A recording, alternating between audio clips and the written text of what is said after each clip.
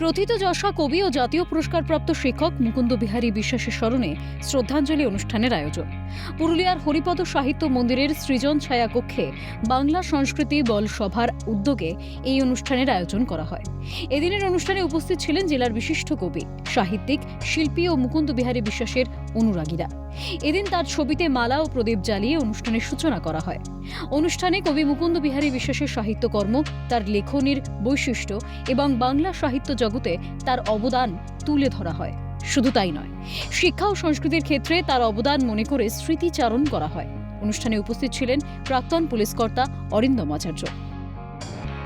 কিন্তু বাংলা সংস্কৃতি বলা হয় তাকে ভুলে যায়নি, আপামর পুরুলিয়াবাসী তাকে ভুলে যায়নি। তার অবদানগুলোকে মাথায় রেখে আজকের এই যে স্মরণসভা, আমরা সবাই যেন সবাই মিলে, শুধু আমার বাবা বলে নয়, সবাই অনেকেই হয়তো তৃপ্তিহারা হচ্ছে। তো অনেক কিছু জানতে পারছি যেগুলো হয়তো সন্তান হিসেবেও জানতাম না। অনেক ইতিহাস সেগুলো জানতে পেরেছি। তার অপূর্ণ কাজগুলো শুধু সম্পূর্ণ পাক পুরুলিয়ার মানুষ মনে রাখুক। তিনি দীর্ঘদিন শিক্ষকতার সঙ্গে যুক্ত ছিলেন। তার শিক্ষকতা দক্ষতার জন্যই তিনি জাতীয় শিক্ষক সম্মানে ভূষিত হন। শিক্ষকতার পাশাপাশি তিনি সাহিত্য সাধনাও করতেন।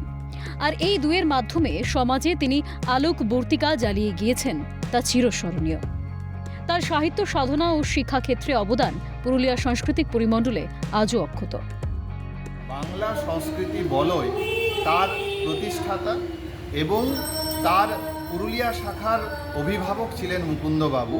ফলে তার একটা স্বপ্ন ছিল যে পুরুলিয়ার কৃষ্টি, পুরুলিয়ার সংস্কৃতি, পুরুলিয়ার ঐতিহ্যকে একত্রিত করে এই পুরুলিয়া শাখা বাংলা সংস্কৃতি বলয় পথ চলবে। সেই লক্ষ্য এবং সেই উদ্দেশ্য নিয়ে আমরা যেন আগামী দিনে পথ চলতে পারি, সেই জন্যই আজ ওনাকে স্মরণ করে আমাদের এই ছোট্ট অনুষ্ঠান। শিক্ষকতা ও সাহিত্যের পাশাপাশি তিনি এলাকার শিক্ষা প্রসারী এবং ছাত্রছাত্রীদের সংগঠিত করতে আজীবন সক্রিয় ছিলেন। কবি মুকুন্দ বিহারী বিশ্বাস না থাকলেও আজও তার অমর সৃষ্টি বেঁচে রয়েছে। তার কলমে প্রতি পাতায় আজও তার কৃতিত্ব জ্বলজ্বল করছে।